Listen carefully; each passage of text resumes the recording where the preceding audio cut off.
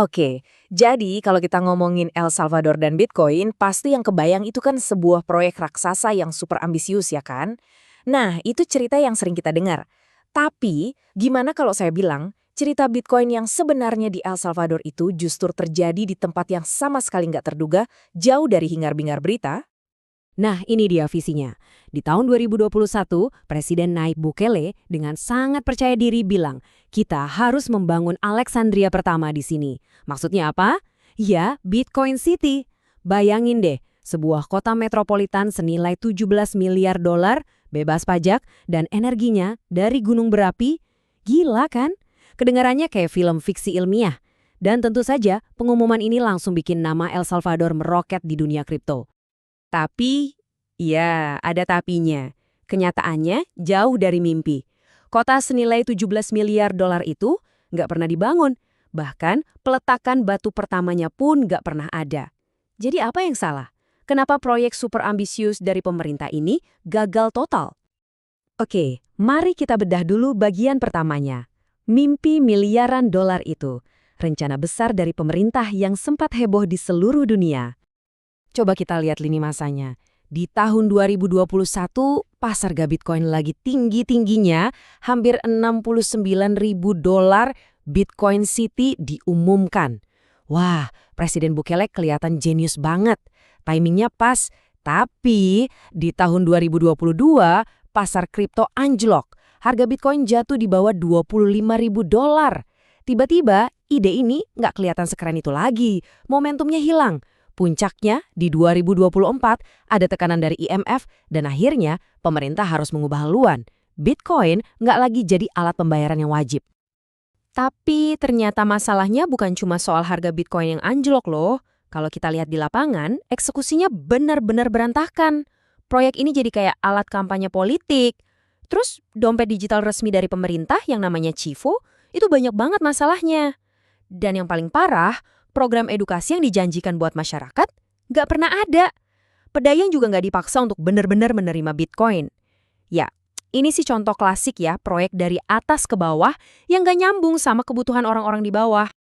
Jadi, kalau lihat semua ini, gampang banget ya kita bilang, eksperimen Bitcoin El Salvador gagal total. Tapi, yakin ceritanya selesai sampai di situ aja? Jawabannya ternyata enggak. Karena sementara semua mata tertuju pada proyek pemerintah yang gagal itu, di tempat lain, jauh dari sorotan, sebuah kota Bitcoin yang berbeda justru tumbuh. Dan ini mungkin adalah kota Bitcoin yang sesungguhnya.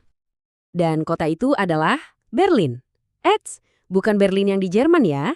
Ini Berlin, sebuah kota kecil yang tenang di pegunungan El Salvador. Dan disinilah kisah Bitcoin yang sebenarnya terjadi. Bukan ditulis oleh presiden atau pemerintah, tapi oleh warganya sendiri. Nah, pertanyaannya, kok bisa? Gimana caranya Berlin melakukan ini? Apa rahasia di balik kesuksesan pendekatan dari bawah ke atas ini? Lihat angka ini, 150 lebih. Itu jumlah pedagang lokal di kota kecil ini yang secara sukarela menerima Bitcoin. Saya ulang ya, sukarela, nggak ada paksaan dari pemerintah, nggak ada peraturan, semuanya terjadi begitu saja, secara organik, dari mulut ke mulut. Dan ini bukan cuma buat gaya-gayaan loh, ini benar-benar sebuah ekosistem ekonomi yang hidup. Di Berlin, Anda bisa bayar ongkos tuk-tuk pakai Bitcoin, beli kopi, belanja kebutuhan sehari-hari, ke salon, bahkan bayar iuran gym, semuanya bisa pakai Bitcoin. Dan yang paling keren, uangnya itu terus berputar di dalam komunitas mereka sendiri, jadi bisnis lokal juga ikut maju. Seperti kata Evelyn, salah satu warga di sana, Anda nggak perlu keluar dari Berlin untuk menjalani kehidupan sehari-hari. Ini benar-benar merangkum semuanya. Mereka berhasil membangun ekonomi mereka sendiri, di mana Bitcoin itu bukan buat spekulasi, tapi buat alat bantu hidup sehari-hari. Nah, inilah yang kita sebut model Berlin. Filosofinya beda banget. Buat mereka, Bitcoin itu bukan aset buat investasi atau spekulasi. Bukan. Bitcoin adalah alat untuk membantu orang hidup lebih baik, sekarang juga. Fokusnya adalah memecahkan masalah nyata yang ada di depan mata, bukan janji-janji masa depan.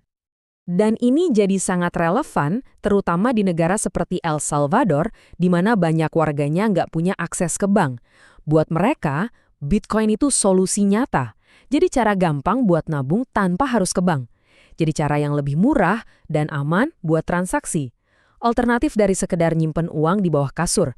Bahkan jadi cara buat mereka terima bayaran atas pekerjaan mereka. Intinya, ini soal kegunaan, bukan spekulasi. Kutipan dari seorang ekspat lokal ini ngena banget. Dia bilang, salah satu hal yang paling sulit adalah meyakinkan orang kalau mereka itu bukan orang pemerintah. Ini nunjukin apa? Kesuksesan di Berlin itu justru karena ini bukan program pemerintah. Kepercayaan itu dibangun antar tetangga, antar teman, bukan karena ada surat keputusan. Oke, jadi kalau kita sandingkan keduanya, mana yang sebenarnya layak disebut kota Bitcoin? Perbedaannya, wah jelas banget. Visi Bitcoin City dari pemerintah itu sifatnya top-down, dari atas ke bawah, dan wajib. Tujuannya politis dan melihat Bitcoin sebagai aset spekulasi. Semuanya berdasarkan aturan dari regulator ya. Nah, lihat realitas di Berlin.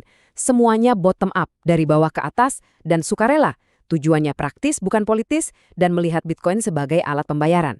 Fondasinya, hubungan antar manusia, bukan regulator. Yang satu mimpi, yang satu lagi kenyataan.